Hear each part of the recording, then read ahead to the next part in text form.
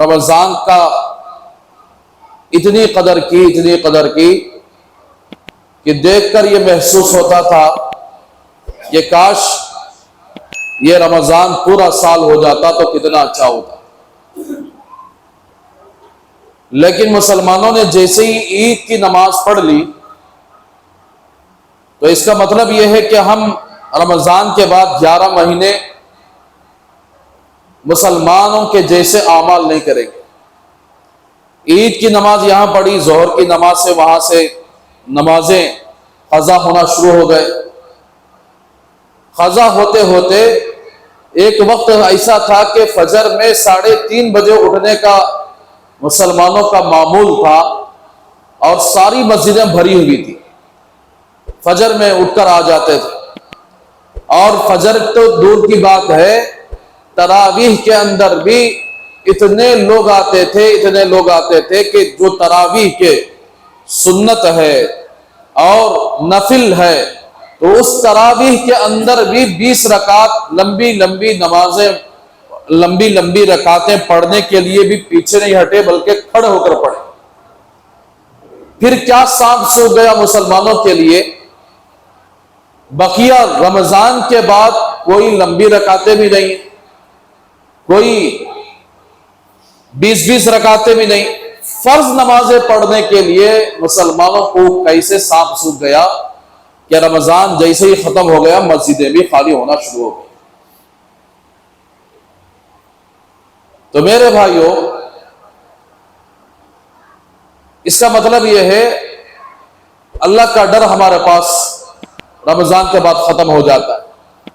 نیکیوں کا ماحول ہمارے پاس رمضان کے بعد ختم ہو جاتا ہے. اس لیے علماء کرام نے ایک عنوان قائم کیا کتابوں کے اندر کہ کس کا رمضان قبول ہوا، کس کا رمضان قبول نہیں ہوا، کس کی نمازیں قبول ہوئی، کس کی نمازیں قبول نہیں ہوئی، کس کا حج قبول ہوا، کس کا حج قبول نہیں ہوا. قرآن مجید میں اللہ فرماتے ہیں کہ ان اللہ لا یغیر ما بقوم حتی یغیروا ما بانفسہم. حج کو جانے سے پہلے آدمی یہ سوچتا ہے کہ میں حج کو جا کے آنے کے بعد میں اپنی زندگی کو بدل لوں گا، پچھلی گناہ کی زندگی ختم کر دوں گا، نیک زندگی شروع کر دوں گا. اس لحاظ سے وہ کیا کرتا ہے، حج کے لیے چلا جاتا ہے. اور حج کو جانے کے بعد کعبۃ اللہ کو دیکھتا ہے، وہاں آنسو گرا کر دعائیں کرتا ہے اور یہ پکا وعدہ کر کے آتا ہے کہ میں جب اپنے وطن کو واپس لوٹوں گا تو میں بدل جاؤں. تو اب جب یہ وطن کو واپس لوٹتا ہے، ماشاءاللہ اس کے چہرے میں داڑھی آ جاتی ہے، وہ نمازی بن جاتا ہے اور اس کے دل کے اندر اللہ کا خوف پیدا ہو جاتا ہے اور پھر وہ بڑے گناہوں کے پاس نہیں جاتا، گناہوں سے دور رہتا ہے. تو جہاں تک ہو سکے اپنے آپ کو بدلنے کی آدمی کوشش کرتا ہے. حج کو جا کے آنے کے بعد، عمرے کو جا کے آنے کے بعد اللہ اسے بدلا دیتے. لیکن رمضان آنے کے بعد جو بندہ اپنے آپ کو بدلنے کی فکر نہیں کرتا، اللہ کے سامنے پکا وعدہ نہیں کرتا، پھر ویسا آدمی کو بدلا بھی نہیں جاتا. اسی لیے علامہ ابن تیمیہ رحمۃ اللہ علیہ لکھتے ہیں اپنے کتاب کے اندر رمضان کس کا قبول ہوا، کس کا قبول نہیں ہوا. رمضان گزرنے کے بعد جن بندوں کے اندر وہ کیفیت جو رمضان کے اندر موجود تھی، جیسے ہمارے اسلاف میں سے صحابہ کرام رضی اللہ عنہم اجمعین، جب رمضان گزر جاتا تو 6 مہینے 7 مہینے تک اللہ کے سامنے روتے تھے اور فرماتے تھے کہ یا اللہ، جو رمضان کے اندر جو کوتاہیاں ہوئی معاف کر لیجئے، جو ٹوٹے پھوٹے اعمال ہوئے ہیں اس کو قبول کر لیجئے. قبولیت کی دعا کے لیے 6 مہینے اللہ کے سامنے بیٹھ کر روتے تھے اور پلاتے تھے.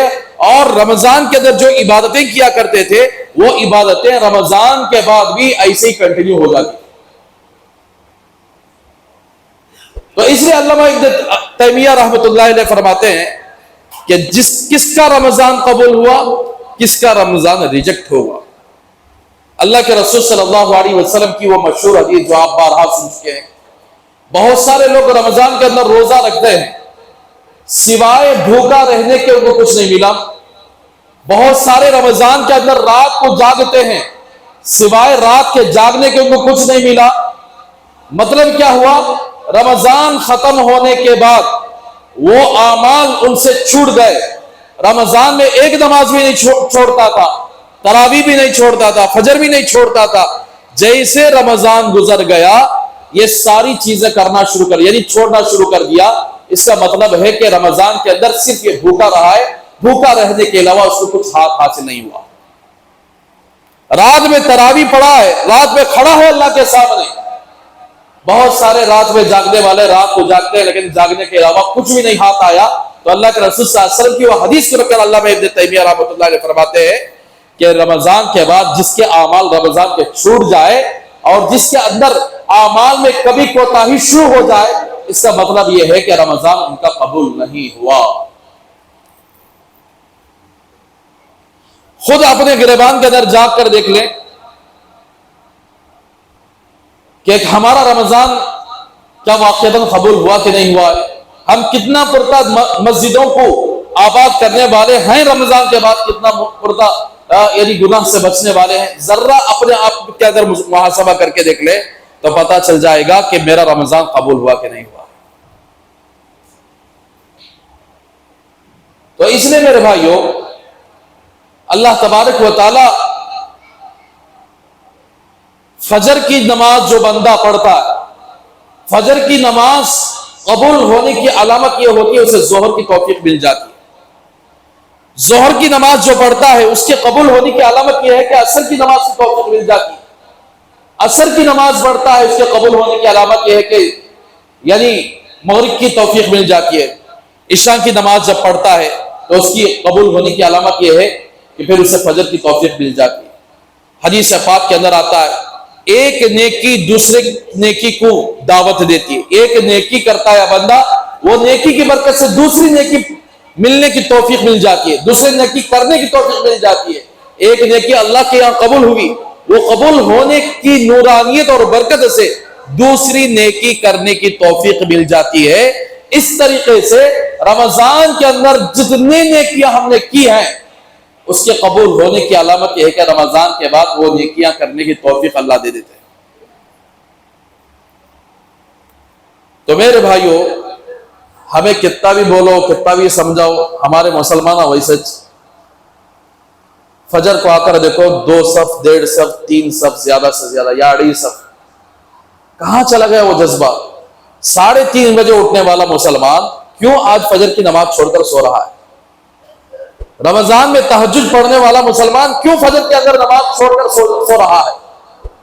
عصر کی نماز بھی نہیں، ظہر کی نماز بھی نہیں، مغرب کی نماز بھی نہیں، بالکل کم سے کم رمضان میں وہ کہ کیوں پیچھے سے لیتی سب سمجھ میں آتی نہیں بات، وہ کہاں سے آ جاتی پبلک معلوم نہیں، پھر رمضان ہوتی وہ کیسے غائب ہو جاتی وہ بھی معلوم نہیں۔ اسی لیے فرماتے ہیں کہ ایک مرتبہ حضرت سری سختی رحمت اللہ علیہ ایک بہت بڑے اللہ والے گزرے،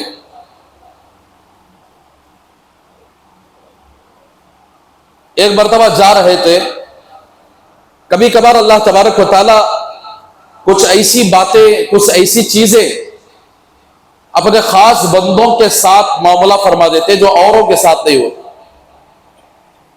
ایک پھلدار درخت کے پاس سے ان کا گزر ہوا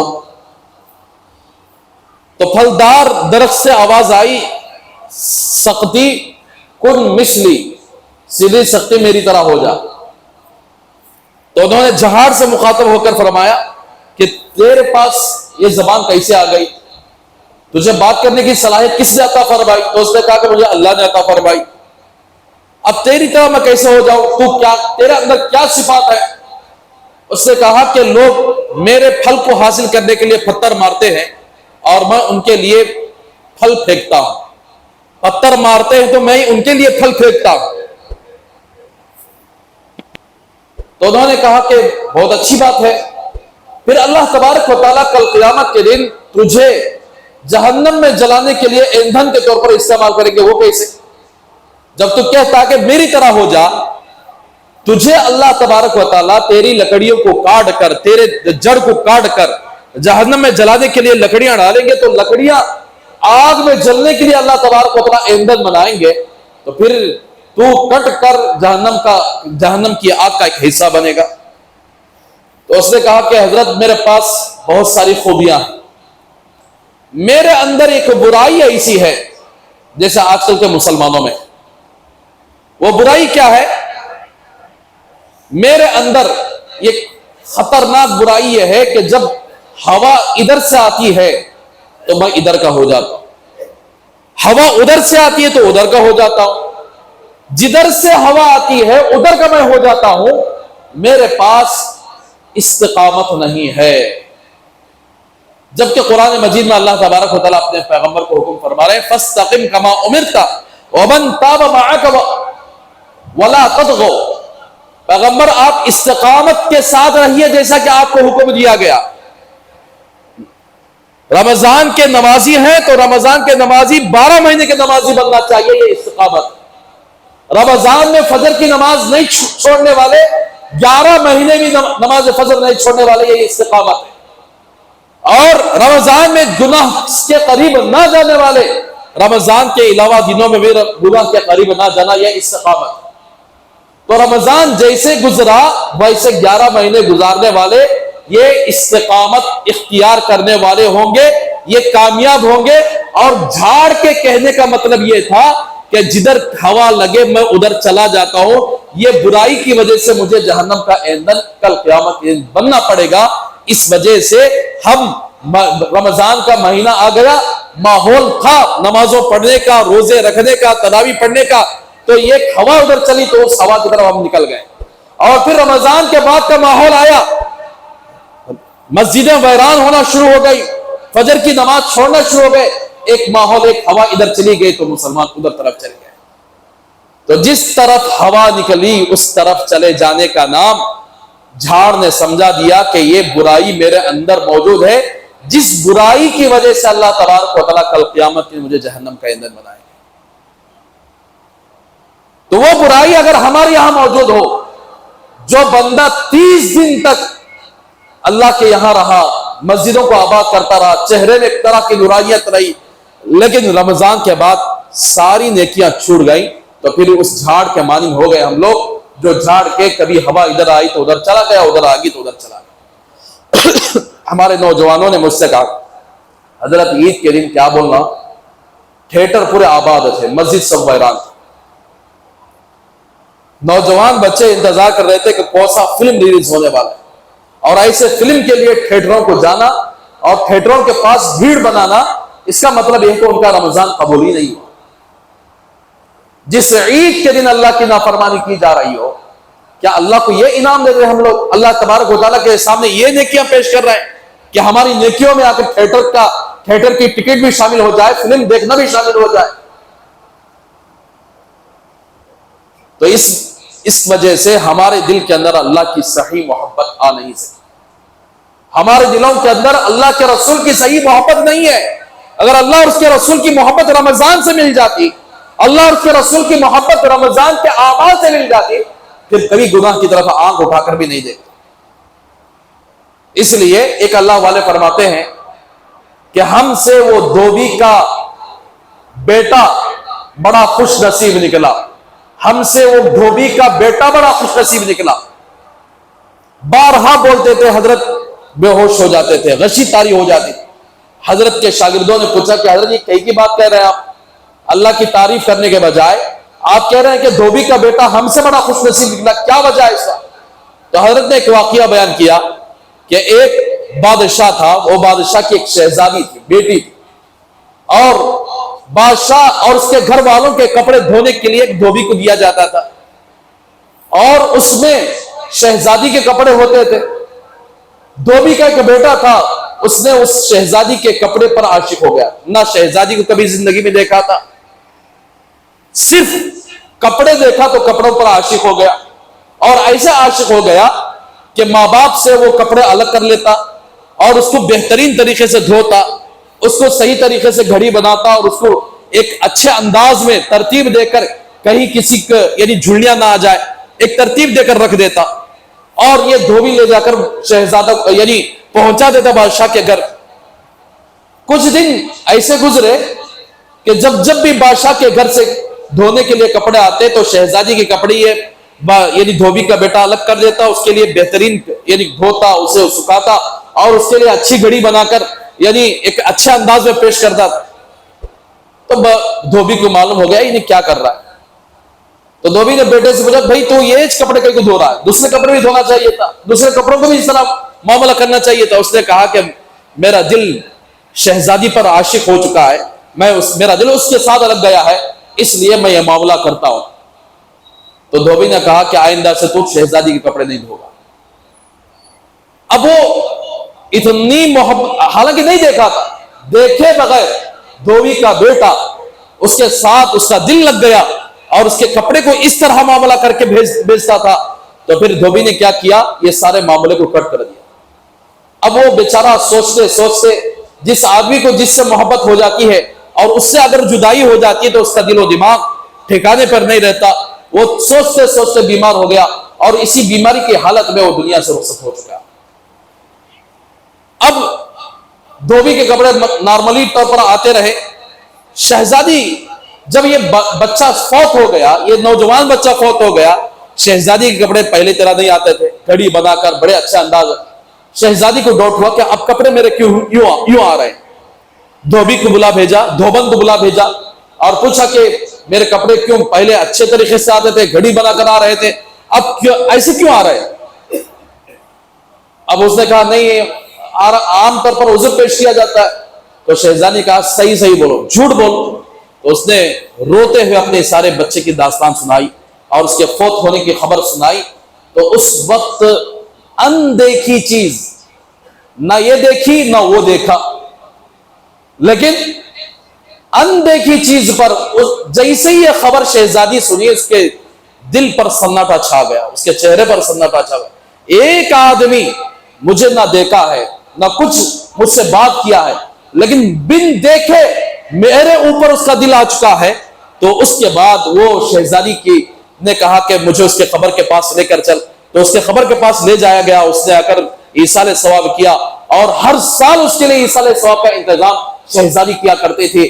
تو حضرت یعنی ایک اللہ والے یہ سارے واقعے کو دیکھنے کے بعد، سننے کے بعد انہوں نے کہا کہ ایک دھوبی کا بیٹا جس نے شہزادی کو دیکھے بغیر ایسے فریفتہ ہو چکا کہ اس کی وجہ سے اس کی جان نکل گئی، وہ دھوبی کا بیٹا ہم سے لاکھ گنا بہتر، اس لیے کہ ہم نے اللہ کو نہیں دیکھا، ہمارے دل کے اندر آج تک اللہ کی محبت نہیں سما گئی، آج تک ہم نے اللہ کے ساتھ جس طرح محبت کرنا چاہیے تھا اس طرح محبت نہیں کیے، ہم سے بہتر وہ دھوبی کا بیٹا۔ تو میرے بھائیوں، اسی لیے آج ہماری حالت بھی وہی ہے۔ رمضان کا جیسے ہی مہینہ گزر گیا، رمضان گزر گیا، تو ہم اللہ کے ساتھ چپ ڈھونگ مجا رہے تھے، ایکٹنگ کر رہے تھے۔ رمضان کی صرف ہمارے پاس ایکٹنگ تھی، حقیقی محبت ہوتی تو آج کسی مسلمان کی فجر کی نماز نہ چھوٹتی، حقیقی محبت ہوتی تو آج کوئی مسلمان تھیٹروں کے حوالے نہ ہوتا، حقیقی محبت ہوتی تو جس طرح رمضان میں یہ مسجدیں آباد تھی اس طرح آج بھی یہ مسجدیں آباد رہیں گی۔ لیکن جمعہ بھی ہو گیا، جمعہ کے لیے بھی آباد کرنے کے لیے مسلمانوں کا دل نہیں چاہ رہا۔ چلو بھائی رمضان میں آباد کرتے تھے، اب چھٹی ہو گئی 11 مہینے تک۔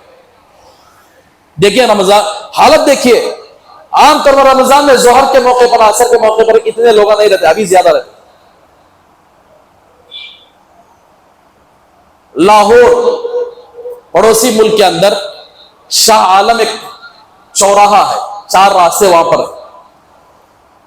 وہاں پر ایک رات میں مسجد کو تعمیر کر دیا گیا، ایک رات۔ ایک مسافر وہاں سے گزرا، وہاں ایک جگہ تھی، اس نے نماز پڑھ لیا۔ اب اس زمانے کے اندر وہ علاقہ جو تھا ہندوؤں کا علاقہ تھا۔ اب وہ آدمی نماز پڑھ لیا تو لوگوں نے سوچا کہ یہاں مسافروں کے لیے کوئی مسجد تعمیر کر دے تو کتنا اچھا ہوتا۔ اور انگریز کا دور تھا، انگریز کا ہاتھ میں سارا ہندوستان، سارا بنگلہ دیش، یہ سارے علاقے اس کے ہاتھ میں تھے۔ تو اس وقت غیر مسلموں نے وہاں مسجد بنانے سے روک دیا کہ ہم آپ کو مسجد بنانے نہیں دیں گے، یہاں مندر بنے گی۔ فیصلہ کورٹ میں گیا، انگریز جج تھا، تو اب ایک دونوں طرف سے وکیل حضرات اپنے اپنے دعوے پیش کیے کہ نہیں یہاں مندر بنے گی، یہاں مسجد بنے گی۔ مسلمان وکیل نے کہا اگر مسلمان ان کے لیے صرف ایک رات کا وقت ہے، فجر تک یہ مسجد بنا دیں گے تو ان کے حق میں فیصلہ ہو جائے گا کہ یہ مسجد مسلمانوں کی ہے، یہ جگہ بھی مسلمانوں کی۔ اب دیکھیے مسلمان ساری کمیونٹی بیٹھ کر مشورہ کیے اور قدم آگے بڑھے، نہیں ہم بن دیں گے، ایک رات میں مسجد بنا دیں گے۔ ساری عورتیں اس رات کو جاگنے لگی، سارے بچے جاگنے لگے، سارے نوجوان جاگنے لگے، کوئی مسلمانوں کا ایک فرد بھی اس رات میں نیند کے آغوش میں نہیں تھا، بلکہ اپنے گھر کے اندر جو جو سامان تھے وہ سارے سامان بکانے لگے۔ اپنے گھر کے اندر جو کچھ تھا وہ مسجد کو بنانے کے لیے وقف کر دیا گیا، یعنی پیسے اکٹھے کیے گئے، سارے میستری وغیرہ سب آئے ہم فری میں کام کریں گے، اور کولی کا کام کرنے والے آئے ہم فری میں کام کریں گے، جتنے انجینئر تھے وہ سب کے سب آئے کہ ہم فری میں آ کر آپ کو کام کریں گے۔ سارے لوگوں نے مل کر رات میں کام شروع کر دیے، یہاں تک کہ بچے تو بچے، جوان تو جوان، مرد تو مرد، عورتیں بھی اپنے سر پر پانی ڈھو ڈھو کر رات بھر اس مسجد کے لیے آ کر کے پانی ڈھو کر مسجد کی تعمیر میں حصہ لینا شروع کیے، یہاں تک کہ مسلمانوں نے رات میں کام شروع کیا، فجر کی نماز کے وقت سے پہلے پہلے مسجد کو بنا دیا۔ اس زمانے کے اندر ایک بڑے شاعر تھے، بڑے علامہ اقبال جن کو کہا جاتا۔ علامہ اقبال رحمت اللہ علیہ کو جب معلوم ہوا کہ مسلمانوں نے ایک رات میں مسجد بنا دی اور کورٹ میں فیصلہ ہوا کہ اب یہ مسجد مسلمانوں ہی کی ہے، آج بھی یہ مسجد جا کر دیکھیے، شاہ عالم روڈ ہے، وہاں پر ایک رات میں بنائی ہوئی مسجد، ایک رات، اس مسجد کا نام مسجد شب ہے، رات کی مسجد، ایک رات میں بنائی ہوئی مسجد۔ تو علامہ اقبال آئے اور آ کر دیکھا، بہت خوش ہوئے، مسجد کی طرف دیکھا، ایک رات میں بنائی ہوئی مسجد۔ تو انہوں نے وہیں پر مسجد میں کھڑے ہو کر ایک شعر پڑھا جو آج ہم مسلمانوں کے لیے وہ شعر فٹ ہوتا ہے۔ مسجد تو بنا دی شب بھر میں ایمان کی حرارت والوں نے، مسجد تو بنا دی شب بھر میں، رات بھر میں مسجد تو بنا دی کس نے؟ ایمان کی حرارت والوں نے۔ من اپنا پرانا پاپی رہا، برسوں میں نمازی نہ بن سکا۔ یہ شعر علامہ اقبال رحمۃ اللہ علیہ کا ہے۔ من اپنا پرانا پاپی ہے، برسوں میں نمازی نہ بنا، برسوں میں کتنے رمضان آ گئے، ایمان کی حرارت رمضان میں نظر آتی ہے، رمضان جیسے ہی گزرا یہ من جیسا پرانا پاپی رہا، پاپ میں اپنی زندگی گزارتا رہا، رمضان کے بعد وہی پرانا پاپی من رمضان کے بعد دوبارہ واپس لوٹ آیا، پھر 11 مہینے ویسے ہی گزرے گا۔ پھر اس 11 مہینوں کے اندر کس کی موت ہو جاتی ہے، کون مر جاتا ہے، کون دنیا سے چلا جاتا ہے، اور اس کی مغفرت ہوئی کہ نہیں ہوئی۔ تو میرے بھائیوں، آج مسلمان کیوں ذلیل اور خوار ہو رہے ہیں؟ مسلمانوں پر ظلم و تشدد کیوں برپا کیا جا رہا ہے؟ اس لیے کہ مسلمان سب سے بڑے ظالم ہے اللہ کے دین کے لیے، بہت بڑے ظالم ہیں۔ پہلے جیسے تھے ویسے، رمضان میں صرف ایکٹنگ کرنے والے بنے ہم لوگ، نمازوں کی ایکٹنگ، تراویح میں کھڑے ہونے کی ایکٹنگ، اور ذکر و اذکار کرنے کی ایکٹنگ۔ پھر وہ ایکٹنگ حقیقت میں کیوں بدلتی نہیں ہے؟ کیوں حقیقت میں ہم سچے مسلمان نہیں بن پا رہے ہیں؟ کیوں حقیقت میں سچے نمازی کیوں نہیں بن پا رہے ہیں؟ کیوں؟ اللہ کو معلوم نہیں کہ ہمارے ایکٹنگ کے سلسلے۔ تو اس لیے اللہ کا واسطہ، رمضان کس کا قبول ہوا، کس کا قبول نہیں ہوا؟ جو رمضان کے اعمال 11 مہینوں میں آ جائے، سمجھو کہ اس کا رمضان قبول ہو گیا۔ جو رمضان کے اعمال 11 مہینوں میں نہیں رہے اور وہ اور زیادہ اگر گنہگار بن گیا رمضان کے بعد، پھر اس کے بعد اس کا کوئی اعتبار نہیں۔ اللہ کے رسول صلی اللہ علیہ وسلم کی وہ حدیث کہ دن میں روزہ رکھ کر بھوک کے علاوہ اسے کچھ ہاتھ نہیں لگا، رات میں جاگنے کے علاوہ اسے کچھ ہاتھ نہیں لگا، پھر وہ پرانا پاپی بن چکا جس طرح رمضان سے پہلے پرانا پاپی رہا، نہ وہ عبادت میں عبادت کر کے اللہ سے مانگتا رہا، وہ عبادت رمضان کے بعد رہی، نہ اس کی نمازوں کی پابندی رہی، نہ وہ اپنے گناہوں سے معافی مانگ کر گناہ چھوڑنے کا عادی بنا، بلکہ پہلے جیسا پرانا پاپی رہا ویسی اس کی زندگی گزرتی گئی۔ اس لیے میرے بھائیوں، اللہ کا واسطہ سدھر جائے۔ رمضان کے اندر بھی یہی لفظ میرا بارہا بولنے کا ہی، کیوں ہم لوگ اللہ کے سامنے اتنی ایکٹنگ کر رہے ہیں؟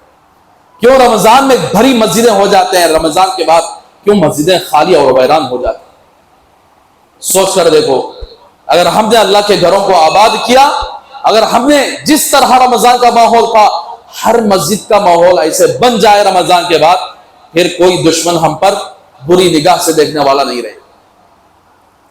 تو اسی لیے شوال کا مہینہ، رمضان کے 30 روزے رکھنے والے، ان کے لیے 10 مہینوں کے روزہ رکھنے کا ثواب مل جائے گا۔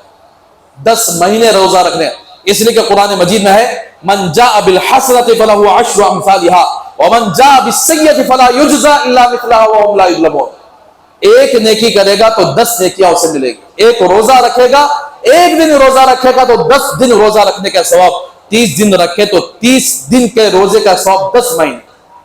لیکن اللہ کے رسول صلی اللہ علیہ وسلم کی حدیث ہے کہ من صام رمضان ثم اتبع ستا من الشوال کان کصیام الدہر او کما قال صلی اللہ علیہ وسلم، جس نے رمضان کے روزے رکھا اور رمضان کے بعد شوال کے 6 روزے رکھ لیا، وہ گویا پورا سال روزہ رکھنے کا ثواب اسے مل جاتا ہے۔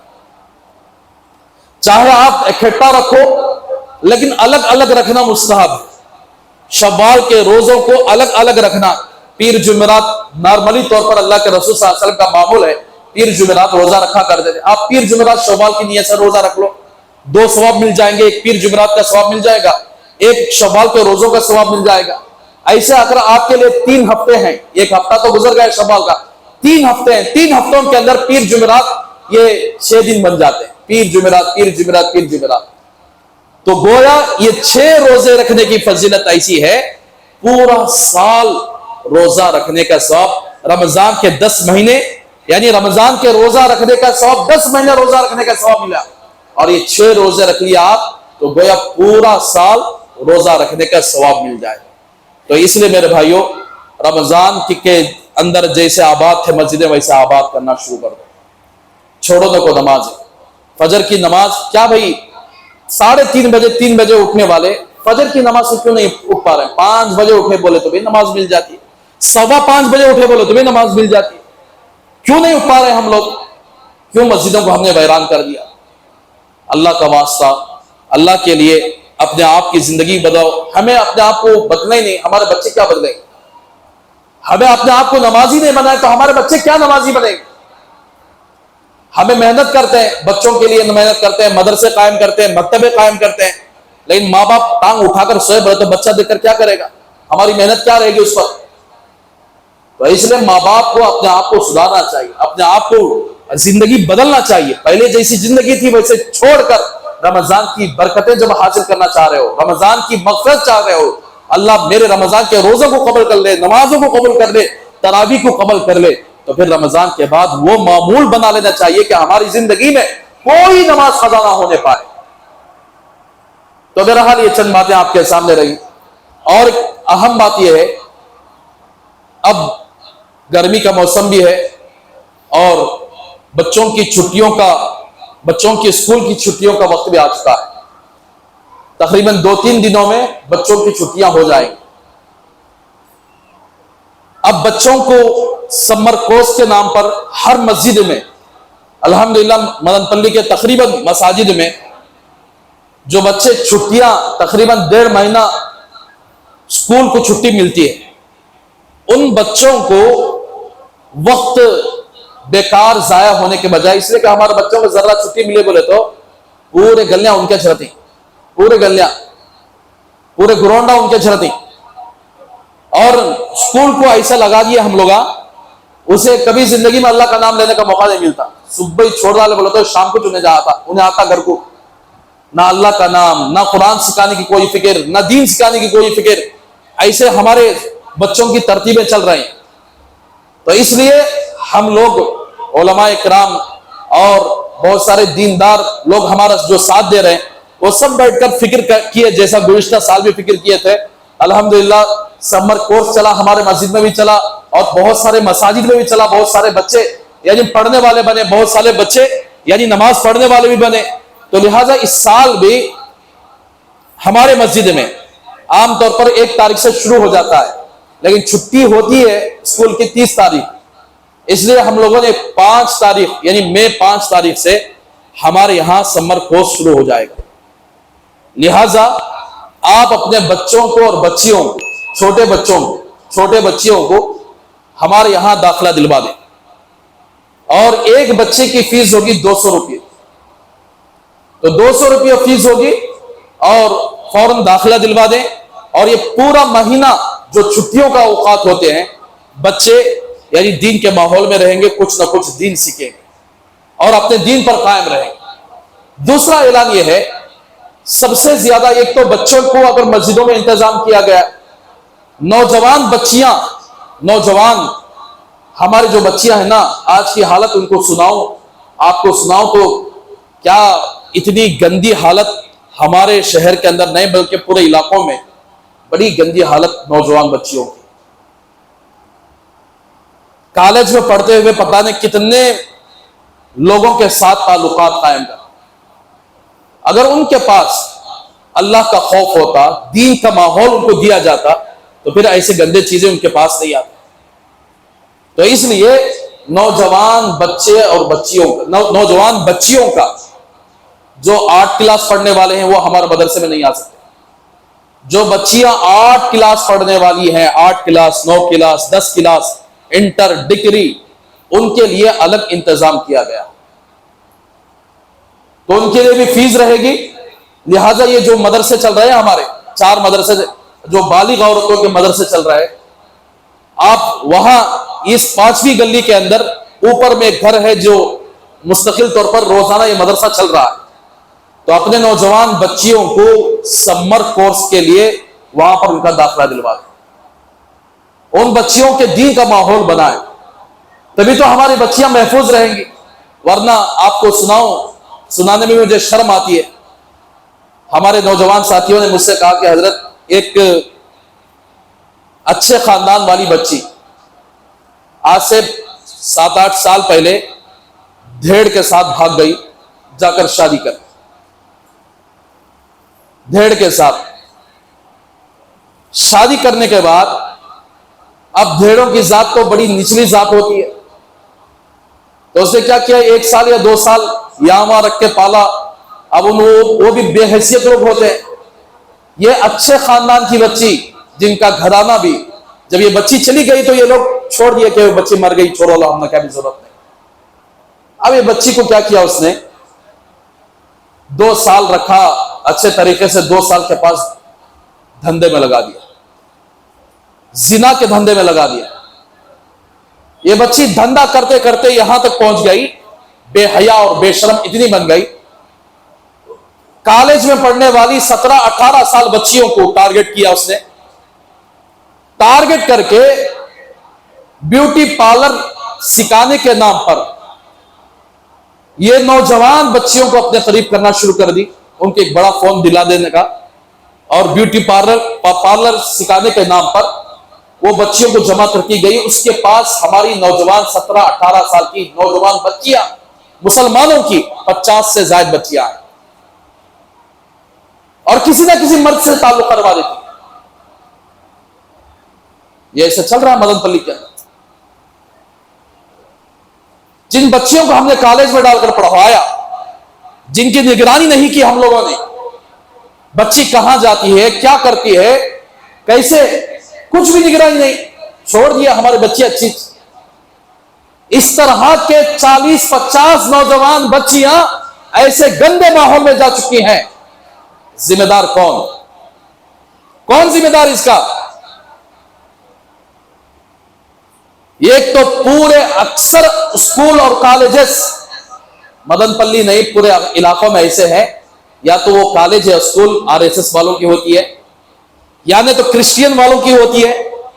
और ये कॉलेज और स्कूल रखने का मतलब ही ये होता है कि बच्चे, हमारे बच्चे और बच्चियों को बेहया बना देना। मैं अभी एक पढ़ रहा था, आरएसएस वालों का एक नजरिया, एक उसूल उन्होंने बनाया था। उस उसूल में यह बात उन्होंने लिखी है कि तुम कामयाब होना चाहते हो तो मुसलमान के बच्चे और बच्चियों को ऐसे स्कूल कायम करो जिस स्कूल में मुसलमान के बच्चे और बच्चियां तुम्हारा जहन रखने वाली बन जाएंगे। और दूसरा पॉइंट उन्होंने लिखा, जब फसादात करोगे तो मुसलमानों की औरतों के साथ इज्जत लूट दो। यह बाकायदा उसूल बना के रखा उन्होंने। तो इसलिए मेरे भाइयों, मुसलमानों गौर करो, अपने बच्चों की जिंदगी, अपने बच्चियों की जिंदगी की हिफाजत करना है। पहले सोच लो, हमारे हजरत मौलाना सज्जाद नौमानी साहब दामत बरकातुहू यही फरमाते हैं कि मुसलमानों, स्कूल में दाखिला करवाने से पहले सोच लो कि तुम किस स्कूल में बच्चे को दाखिला करवा रहे हो। रमजान के अंदर हमने एक रिपोर्ट सुनी है, स्कूल का नाम तो नहीं लेता मैं, आरएसएस की स्कूल है मदनपल्ली के अंदर। हमारे बच्चे रोजा रखकर गए, टोपियां पहनकर गए, बच्चों को टोपियां जबरदस्ती निकलवा दिया गया। ठीक है, टोपी निकाले कोई बात नहीं, रोजा तुड़वाया गया। उनके पेरेंट्स जाकर शिकायत दर्ज किए कि हमारे बच्चे रोजा रखकर आए, था आपको क्या मुश्किलात है, आपको क्या प्रॉब्लम है।